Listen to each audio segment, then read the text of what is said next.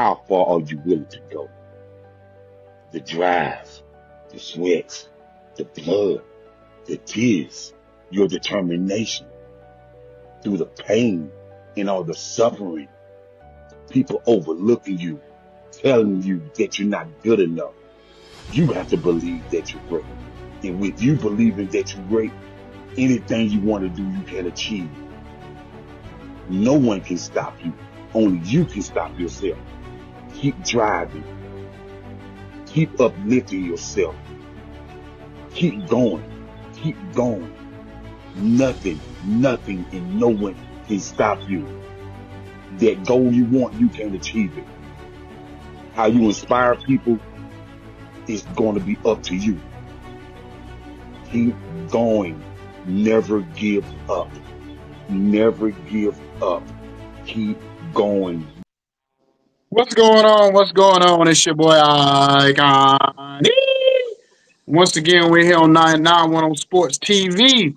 First and foremost, I want to thank God for this opportunity because without Him, there would be no us to be able to have this great platform to interview great people and have my brothers with me. So I'm gonna start from the top, go and work my way down to the bottom.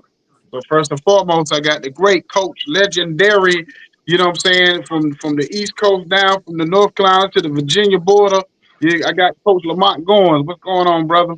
Hey, listen, Iconic man, it's always a pleasure to be on with such fine gentlemen and our special guest tonight. So we locked and loaded. So let's make it happen. And then that down at the bottom of the screen, you know what I'm saying? I got your baby mama favorite host, the Cowboys' biggest fan. You know what I'm saying? I got my brother, Jacob the Great. What's going on, brother? Hey man, glad to be in the land of the living. Another day, another choice. And we definitely got to get it right. So yes, sir. So we got a gentleman on here tonight. You know what I'm saying? He's down there in them Carolinas running things. You know what I'm saying? And just reading his bio, he's already doing some great things. Been doing some great things for some years. So we want to spotlight him tonight. So we got Coach McCray in the building. How you doing, sir?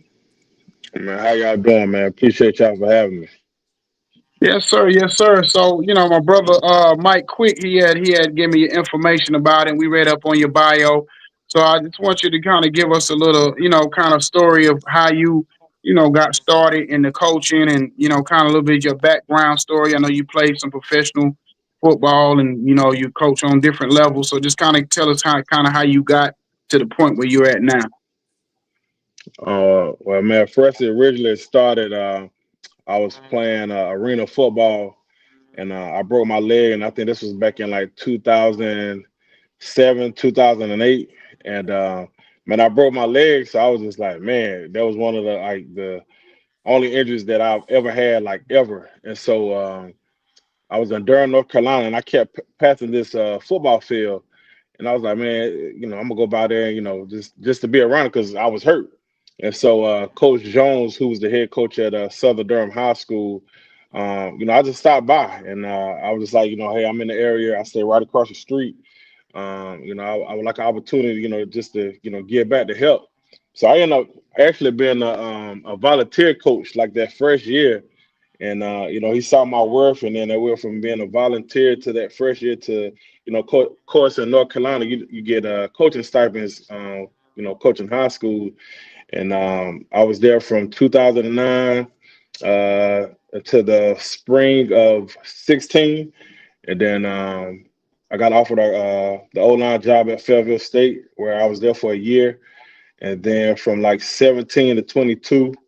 I was at Johnson Smith in Charlotte, North Carolina, and from 22 to now, I've been here at Allen University in Columbia, South Carolina.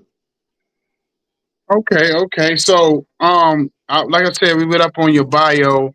You had a really hmm good season this past year. So, being an old hmm line coach, what's some of the things that you kind of preach and harp on when it comes to your players? Oh man, my motto, man, you can't cheat the grind. A lot of kids now, especially for us as old linemen, one, we ain't gonna get recognition, so you got to take it. So when you're running back doing special things, or your quarterback or the receivers, they got to know, or people got to understand who provides the way, or protect the quarterback or creates the lane. So It's us, the big boys, as I would call them, up front, man. And I had a special group of, I had a real good group of guys up front, man, that I knew was going to be special. And I can remember in the spring prior to this season, I had told my current old lineman that I had, I said, help is on the way. They was like, what you mean? 'Cause I said, help is on the way. And this year, man, we did some good things here. Running back, man, to me, he was the best back of HBCU football. I know, of course, the kid at Virginia Union, he did some great things too. Both young men were two special running backs in HBCU, and man, we made history here at Allen, and I look forward to continuing to do that. Okay, so I'm gonna ask you a question because I seen that you was out there in that Mecklenburg area for some time or whatever. So Hmm. what, because we know how legendary that Charlotte program's been for years, Hmm. Independence and all those schools out there. What was different about those places? Is it just the talent or what's the culture? Kind of explain the culture out there in that Charlotte, because like I said, they've been dominant. They almost been like the Alabama Crimson Tide out there. They've been good for so Hmm. long. So kind of explain Hmm. the culture out there in that area. Well, Charlotte, man, Charlotte is like the the gold mine for all college coaches. This is not myself, but Charlotte, man, it's over 26 schools here. It's a lot of great talent here. I think the biggest thing is, when you recruit a kid that's local, a lot of those kids been in that area for so long that they want to change the scenery. So when you're recruiting kids, man, you take that chance of you might get a kid and you might not, but you just got to keep, recruiting the kids that want you. But man, Charlotte, has always been a gem for all college coaches. I mean, just not even football, basketball, all sports. Even when I was there at Charlotte, man, I recruited Emmanuel Wilson, who went to North Meck High School, and I remember just seeing that kid. I was just like, "Yo," I said, "Man, you have NFL potential," and I don't say that a lot about certain kids, but when you get a feel for a kid and you feel a vibe, you're like, "Yo, that kid is special." And shoot, now he's the number 2 running back for the Green Bay Packers. Mm, okay, Wow. okay. Go ahead, coach. I'm gonna go ahead and hand the ball off to you. You can do a flea flick or whatever you want to do with it. All right, man. For Sounds like I'm sure. gonna drop back in this pocket since I got this old line coach on, whereas I feel protected. So, Coach McCray, man, it's always good catching up with you. I know we had an encounter through Coach Quick in a prior show. So, congratulations on the great season. So, here's my question. I want to go back to when you were telling us at the intro, the decision that you made as when you were hurt. Basically, so a lot of times, people when your chips are down, a lot of times people want to stay down, but it looks like you seized that opportunity to make a stop and go over and inquire when you were in Durham. So, if you don't mind, tell our viewing audience, how critical is making a decision sometimes, even when your back is against the wall. Well, just like adversity, man. Having that injury, it kind of bothered me because one, I never had an injury ever, and so I was like, man, it's just like now I tell my players, you got to have a backup plan because football is not promised forever. So I just looked at it. If I can't play the game or I couldn't continue to play the game, why not just give back, to this next generation of football players, So I kept driving by like several times, and man, I was just like, let me stop. And so I ended up talking to one of the coaches who at the time I thought was the head coach, but he was talking to me so well. I thought he was the head coach. He was actually the running back coach, who is now, man, even meeting him, we're like the best of friends. His name is Damon McKee, who is now the running back coach at Huff High School. Excellent, excellent. So now I want to kind of go back a little bit and turn the time back. Let's talk about your days when you were in Hope County, just ruling and reigning. We all, Mhm. we couple of us on here grew up in Moore County. I know you were in Hope County, and family is important to you. So tell us a little bit about those Hope County days. Man, first and foremost, Hope County will always be home. One, I never forget where I came from. I can't sit here and just point out, I ain't gonna say a single person in my family because anybody that know me and know where I'm from, man, I always tell people, man, I'm from the small town of, the little, childhood area of Clay Hill, which is a small little area in Hope County, and it's a lot of people that played a part in where I'm at today. My brother-in-law, man, Tyrone, he was able to take me to college visits because I stayed with my grandmother and my aunts, and so like, they ain't know, football, you know what I'm saying? So like the men of my family, like my Uncle Freddie and my cousin Big John and my cousin Trina and her husband now Vaughn, like those were the people that like took me to like the junior days and stuff like that. So even when I was at Hope County, man, like I really didn't honestly start focusing on football until I started getting recruited when I was playing for Coach Greg Bryant at the time, and my quarterback was C.J. Gaddis, who was like the number 2 or 3 quarterback in the state of North Carolina. I think that's when Chris Leak was out. So protecting him or blocking for him brought exposure to me, and so Mm. coming from Hope County, I was the number 10 college region, prospect, but I didn't care about that stuff. Honestly, I was just one of those guys that I wanted to make it out of the hood because, I hung with 3 guys, and out of the 3 guys that I hung with, I was the only one to make it. Wow. Wow. Man, that's powerful. Yeah. So we appreciate you taking us down there. So listen, I see that cowboy down there.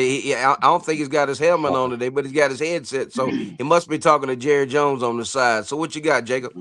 Yeah, Coach, man, welcome, welcome.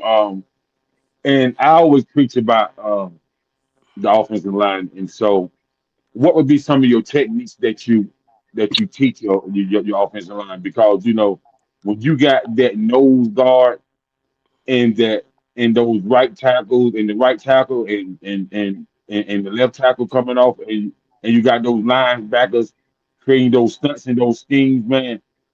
Offensive line got to be quick on their feet and they got to be mentally tough and and and they got to be quick with their mindset. So, what are some things and some techniques that you practice with your linemen? Well, one is finding those first 5 guys, and in the midst of finding those 5 guys, they have to gel.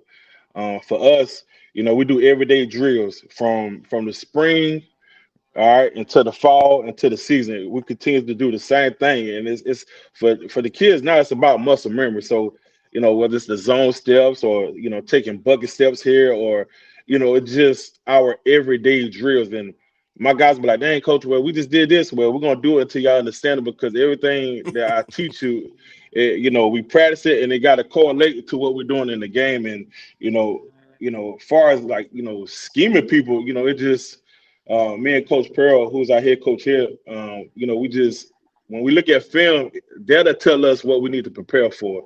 And that week, we're gonna gel it until we get it. And if we see something that's not working, then we just got to take it out of our repertoire and find what's gonna work best for our offense.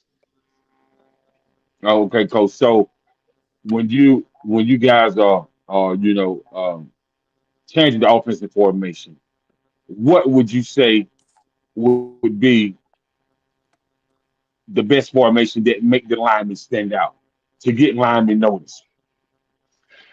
Uh, if anything, anybody that know me and Coach Pearl can attest to this, we're gonna run power. I really Mm. don't care if people know.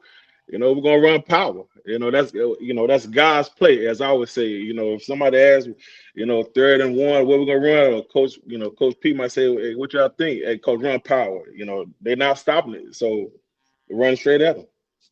Mm. Yeah, yeah. You got the 48 guys, power 46, the 47 sweet, all that power. You know what I mean? Oh yeah, and look, So I know you asked me a couple like the skins. Some people might be watching, so I can't give them what we do because some people might take a formation, which I don't care. But you got to stop it. But I'm a power guy. I love power. Love it. yeah, yeah, I understand. But see, but what a lot of people don't understand about a coach on your status, a lot of things that you understand comes from you playing ball through grade school and through middle school and through high school and even on the collegiate and the arena football level. So It ain't just something you learn overnight. It's really years of dedication and hard work and really understanding who an offensive lineman is on the field. And so I tell people, man, all the time, when you're offensive lineman, man, you got to be really disciplined. You got to be really disciplined, and you got to have tough skin, man. Because just like when you, especially when you playing that center, man, and you find that nose guard off and that right or left tackle trying to chop block you and whatnot, man. Yeah. You got to be what we call a dog out there, man. You got to be what we You call a got dog out there. you got to, man. With old linemen, it's different. And I coach all of my. I love all my guys the same, but I coach each of them different because everyone, just like you said, everyone takes coaching differently. So having a relationship with your old line, I got to connect with each one of them different, and I do because all of them different. Some might not be stronger as the other one, some might be more technical than the other one. Some are just smarter than others. I mean, that's just what it is. But I try to break my guys down, but then I build them up with tough love because you know, if I'm soft on my O line, I won't be doing them a disjustice. And now Coach Pearl gonna look at me. So it's just a mentality that you got to have. It's we got an acronym that we live. We stand by, and it's a die mentality. You got to dominate, intimidate, and eliminate your opponent. That's just what it is. So that's what we preach here at Allen University. Yeah, so I'm from South Carolina, so I'm very familiar with Allen University. I'm familiar with Allen University when they used to have only a basketball team and told a lot of step shows. Yes, Right, sir. right. Yes, sir. Yeah. They always had that basketball. They always had that basketball team, and they always had people come from miles around. Cause a lot of the frats used to promote the basketball team as well. So Right, right. Allen has this dominate football team, and I've seen the program grow over a period of time, man. And so for you in this football culture at Allen University, man, how have you seen the growth of the mindsets when it comes to the young men that you coach? Well, Allen football has been back now. It was away for a while, then it came back in 2018. All right, so since I've been here, I just finished my fourth year here, and the 4 years that I've been here, I've been a part of the most the most two recent winning seasons here. 23 was the first winning season since 18, and we went 7-3, most win in school history. School has never been ranked. Our head coach at the time, Coach Keaton, he got the job at Clark Atlanta. Of course, with the portal, of course, some kids with him. And then Coach Pearl came in, who's now our head coach here now. When a coach leaves, it's a transition. So by the time, Coach P came in, we got, certain pieces, but we didn't get all the pieces we need, but we didn't use it as an excuse. So, that next year, I think we ended up going 2-8, but man, out of those 8 games, 5, man, we lost by combined 15 points. And it wasn't because teams were just like blowing us out. It was just, a fumble here or a miscue here or, just the little things, right? But then we knew coming into 24, we like, look, this is what we need. We came up with a formula. We executed it. I think this year they predicted us to finish number 9. We finished number 4. We went from 2-8 to 6-5. And really, man, we was like one game away from playing for the SIC championship. So just using the formula that we had, we turned it around and we ended up finishing number 4, which nobody expected us to do that, but we expected us to do that. Right. And then another thing, you have that pro offensive line. You know what I mean? Which everybody on the offensive line got potential to go to the next level. And not only that, for the offensive line and that guy that's told that pigskin that's running that ball, in which he ran it very, very, very well.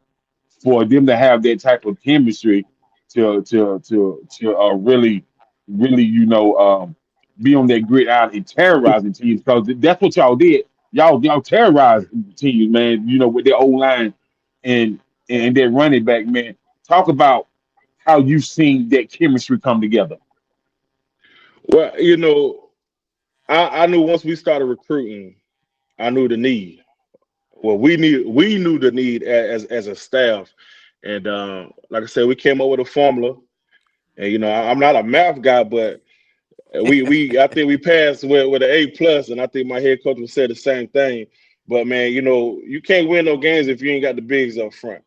All right, you can pass, here and there, run a slant here and there, but if you ain't got the bigs on both sides, you cannot win the game. So, um, the guys that got up front, man, I just knew one, I had to find the right five, and then once you find the right five, the quarterback, the whole offense has to gel. And I remember telling the guys, I said, yo, when we gel, it's gonna be very scary.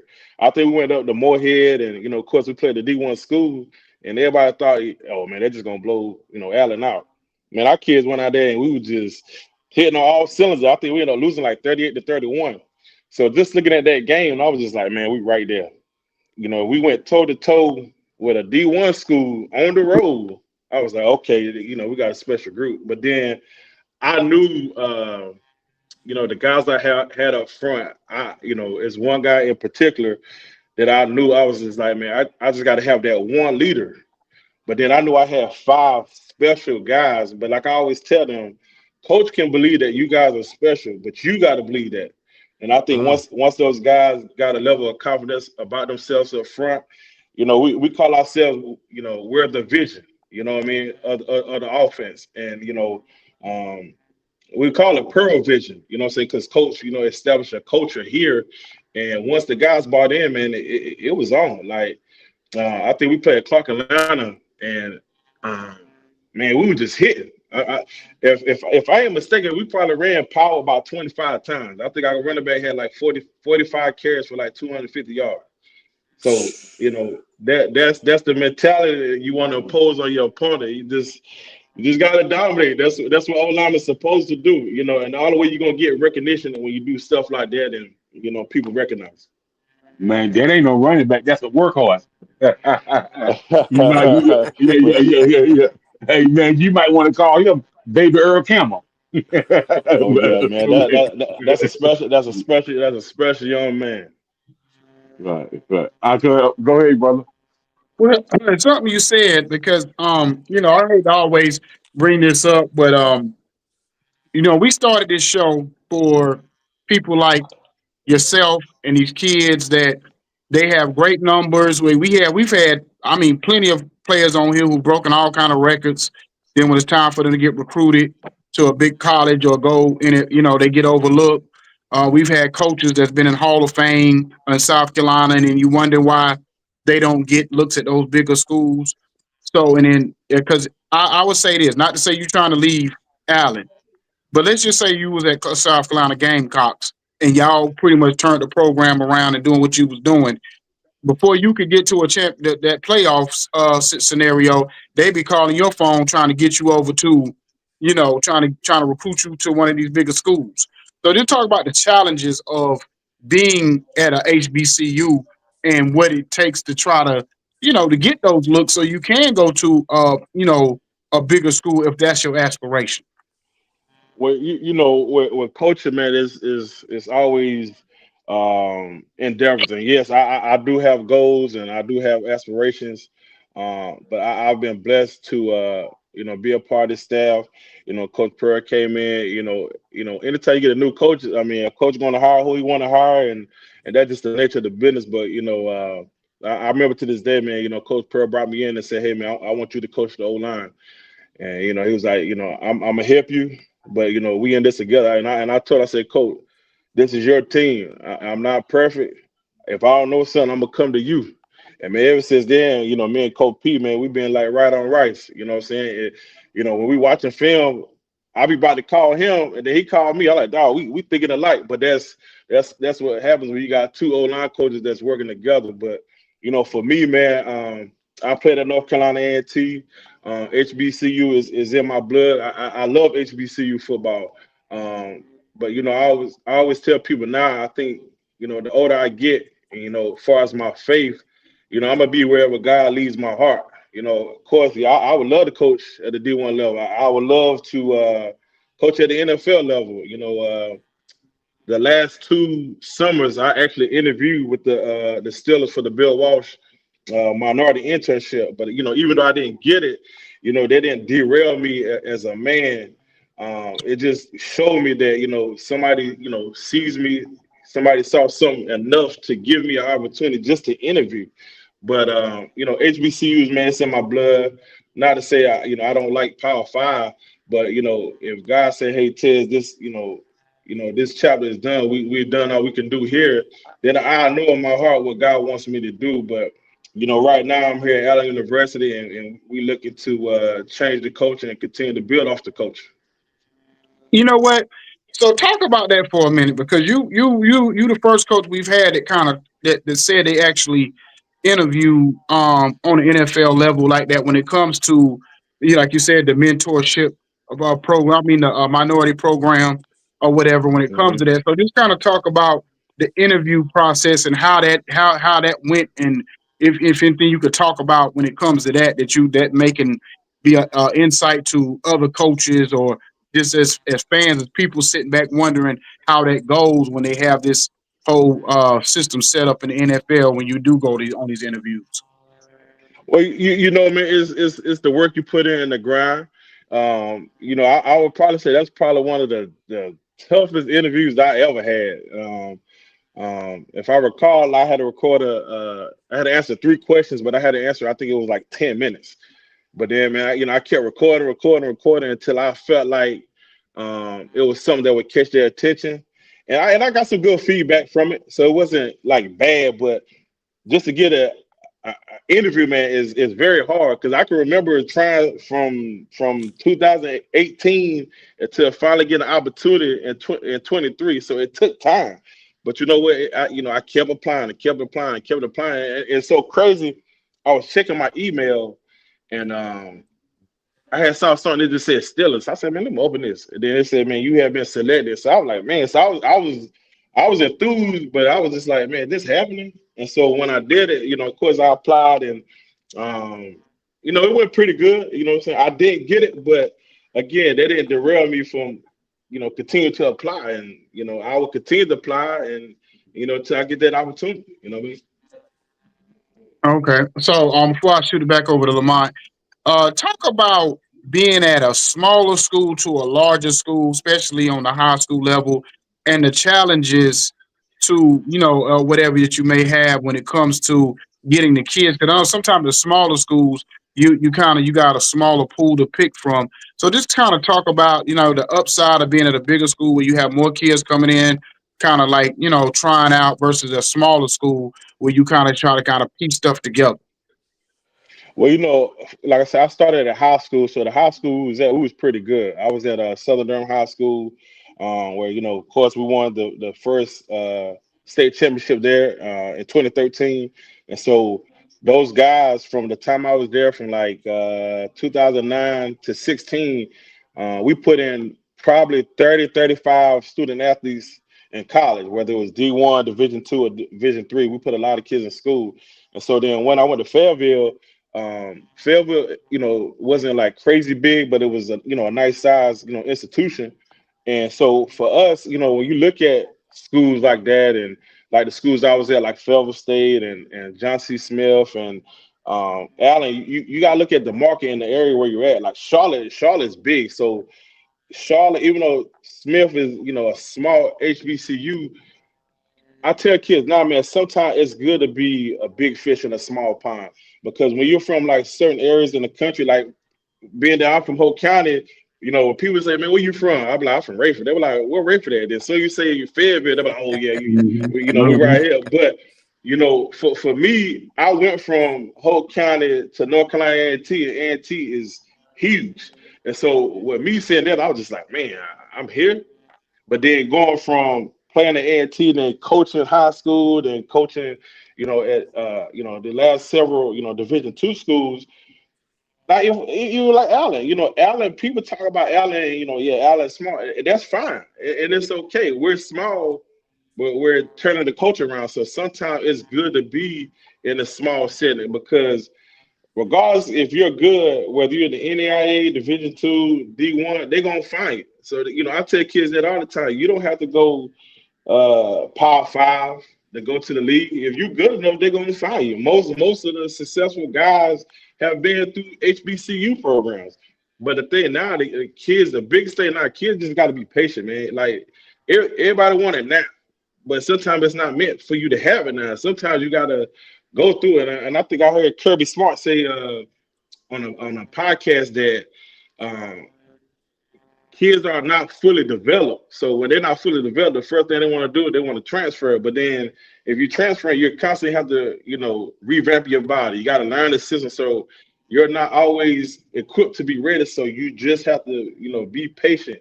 And again, and I'm gonna keep saying it, and I'm gonna keep saying it. It's okay to be a big fish in a small pond. Hey, Lamont, before you jump in, it's funny because anytime I'm like on the other side of the country, and like he said, you say Rayford, then you got to say Fayetteville. So it's funny. So if I'm talking to like let's say an older white guy or some white guys, I'll be like, yeah, I'm from Pine. I like Southern Pines. They're like, where that at? And I say, well, it's near Pinehurst. And especially if they're a golfer, they're like, oh, I heard Oh, of that. oh And yeah, if yeah. it's a Yeah, brother, then if it's a brother, then if I say Southern Pine, they're like, where that at? Oh, that's near Fayetteville. So you right. Or I got to say hmm, Fayetteville. Or I got to say Raleigh. You know what I'm saying? Or right, whatever, right. especially if they don't understand, if they don't know anything about this area. So I understand exactly what you mean, Coach. But go ahead and jump in, LeBron. All right, so here's where I want to go. I know Coach Tez was talking about his interviewing with those with the Steeler organization. I just want to make sure Jacob put that down on his notepad. All right, so here's where I want to go, Coach McCray. So if you had the opportunity to go back and talk to that 20-year-old Montez McCray, what would you tell him? 20-year-old Montez, honestly, man, I probably would have went to grad school right after graduating. Um, I think the biggest thing for me when I was an undergrad, man, I went through college so long. I was like, man, I'm ready to get out of school. You know what I mean? So I tested the waters. I remember going to NC State Pro Day and running for those guys and trying to just show guys what I can do. But you know, back then, man, I was mature, but I was also on the grind. I didn't have no kids. I always was like, man, I got to get out the hood. Like I got to make it. You know what I'm saying? And getting the opportunity to play football, they gave me the opportunity to get out. And see, a lot of people don't realize I graduated Hope County in 2004, and I graduated North Carolina A&T in 2007. Never in my years would have imagined that a guy from the country would have graduated college in 3 years. Typically for a football player, it's going to take 4 to 5 years, depending on what you're majoring in, to graduate. And so I definitely I wish I would have went to school back then, right out of A&T in '07, and who knows? I probably would have been a Power Five coach, but God had other plans for me.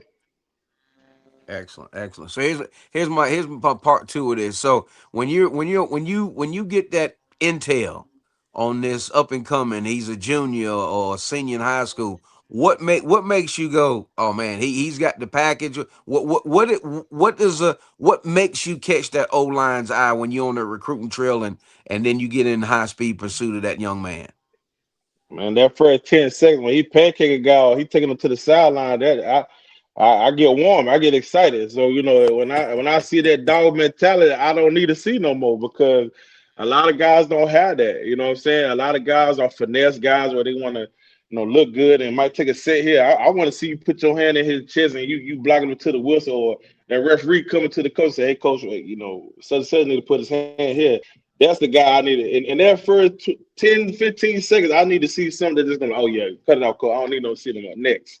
And then as far as the skill, skill a little different. When I look at that old line, I know I can see, like when we watch a film as a staff, and we might be looking at a receiver, but for me, I'm looking at the lines. I'm like, coach, be like, hey man, what you think about that, man? I'm like, who 52 right here? Who is that? So as an old lineman, that's what I'm naturally gonna look at. But them first 20 seconds, man, I need to see. If I ain't saying ooh or I'm like next. Wow, wow. I hear you. So it's always all about what's up under that hood. So I'm gonna drop it down to the to Cowboys' biggest fan, Jacob. Hey, coach. So I'm glad you said this. So, coach, with you watching that Kirby Smart video, and you say these players are not developed. So that development process, sometimes I think people don't understand that when we say they're not developed, we're really not talking about physically. A lot of times we're talking about they're not mentally developed to really understand where a collegiate coach is coming from. Because different coaches, like when you go different levels, the coaches are different, and Right. to really understand that you have to have emotional intelligence in your growth as a student athlete. And so, what would you say has been the biggest challenge to really win these student athletes over, to really help them understand things like that? Well, I don't even think it's really me winning them over. I think it's the biggest thing is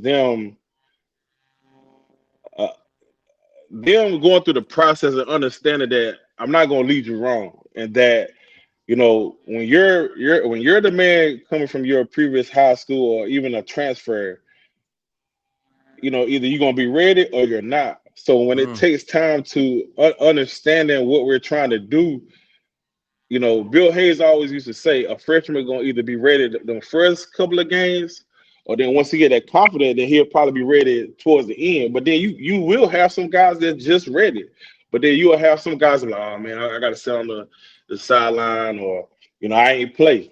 You know what I'm saying? So why you didn't play? So I'm that type of coach. When I pull you in, I'm like, man, you're just not ready. Whether it's you got to get stronger, you got to get faster. You have to be comfortable in what we're calling. You have to know what we call it.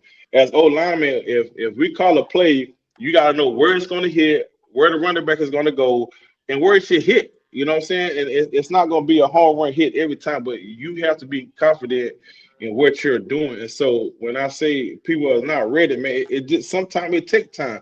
Sometimes it takes a year for you to be mentally, physically, and like you just said, emotional intelligent. If you ask any of my linemen, they'll tell you, I said, man, we as men, for starters, have to have some type of emotional intelligence about ourselves. So when we're in the line, if we're blowing the team out, we ain't got to worry about, talking smack. I tell my guys, just point to that scoreboard. Show him that scoreboard.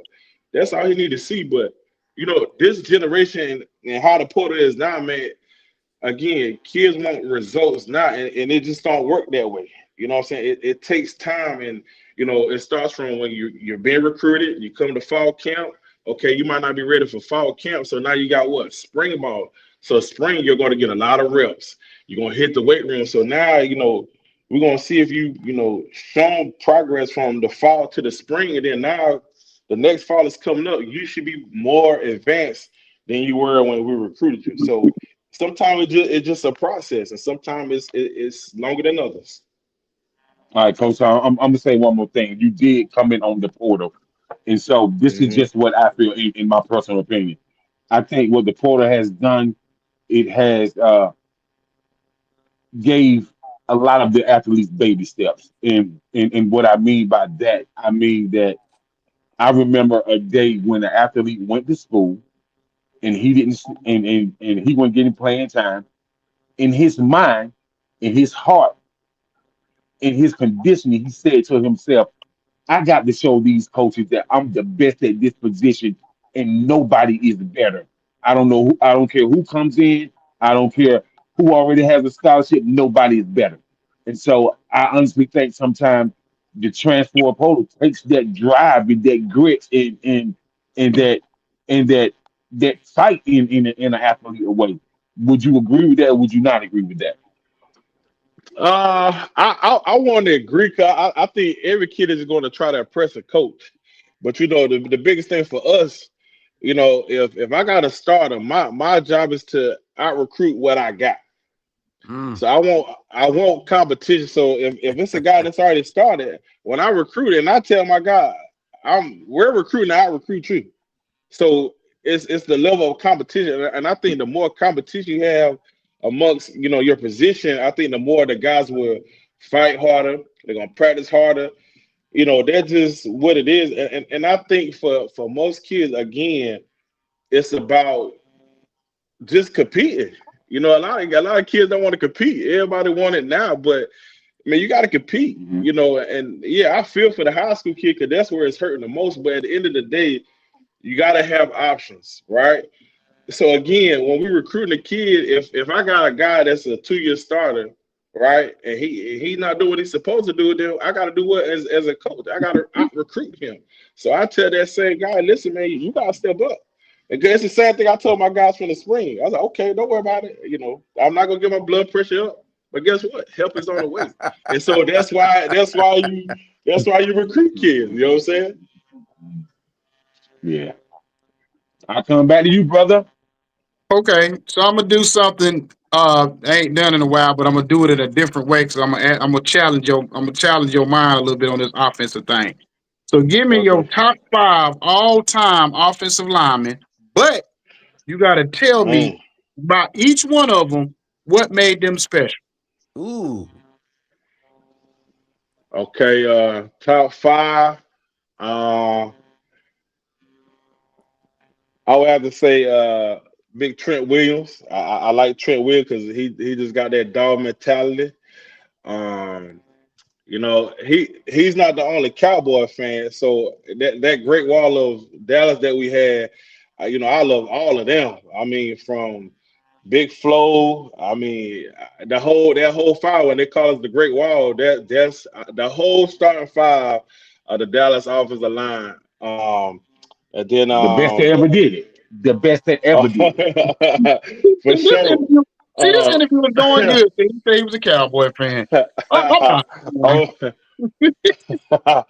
oh, but like Larry Allen, man, and those guys, big pace from Ohio State. I remember when I was in high school, just following pace, man, and just the dog he had in, like, being 6'7" and just mauling guys, and I would say Matt Shakur, who used to be the center for the Ravens, who's actually a good friend of mine, man.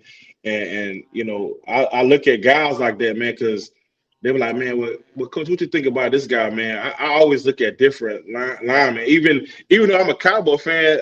I like Lane Johnson for the Eagles. I just be like, man, that Yeah. Oh he's yeah. a dog. You know what I'm saying? I don't care, man. It's just, but Trent Williams and those guys, man, those are, man. I can sit on there and watch YouTube. Tyron Smith, like all those dudes, man, are just specimens, man. It just, so I'm already excited just talking about it. You know what I'm saying? Just, yeah, man, yeah, yeah.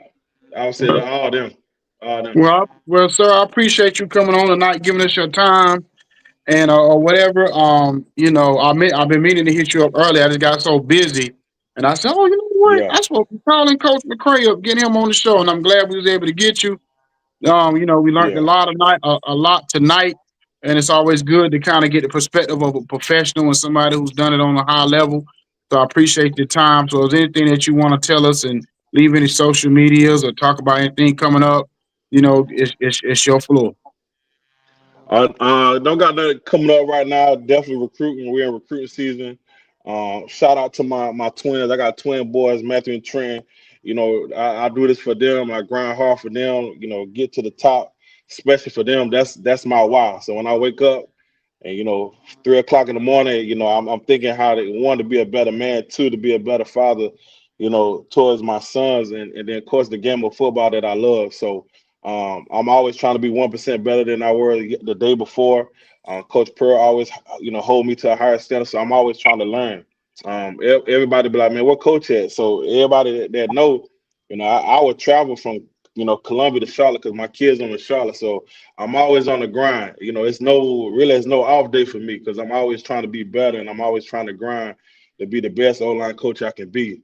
And I got, good mentors, so I'm always, trying to learn. So like Coach Berry that's at South Carolina State, Coach P, who's my head coach here now, all those guys, man, all the different O-line coaches, the group meets that I'm in, as far as all the O-linemen, I'm always learning. So that's one thing about me. I'm trying to learn, and plus I'm in grad school now, so I'm trying to, you know, leave a legacy, man. Because honestly, man, I'm the first one in my family, one, to play Division One football. Two, I didn't have a lot of athletes in my family to play sports. Period. So I always try to tell my kids, I'm trying to leave something for you guys because now they're the next generation. Now they're playing sports, and even on their side of the family or their mother's side of the family, nobody has played sports but me.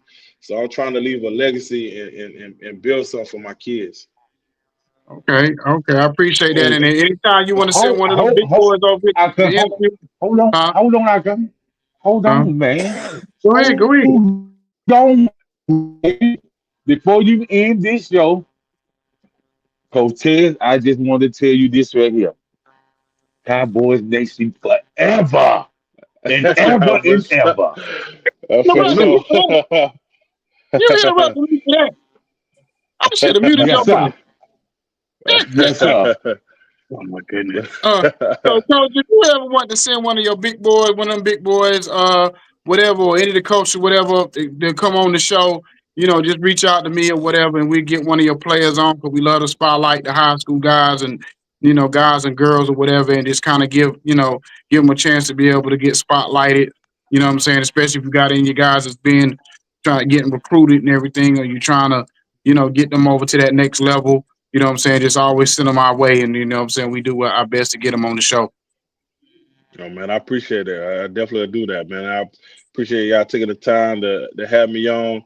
And I really appreciate that. Like I said, old lineman, we don't get recognition, so sometimes we got to do stuff to stand out, and that people have found us. So that's always a blessing and a good thing. All That's right. Well, I right. That's right. appreciate you coming on. You have a blessed and wonderful night. And my guys, y'all have a good and wonderful night yourself. You guys, That's right. great Man, I job. Great job. Yes, appreciate sir. And Yes, appreciate it. sir. Coach Goins, don't be holding that Pittsburgh up. Because the only thing y'all got good in Pittsburgh is Steel Mills and Terry Bradshaw. We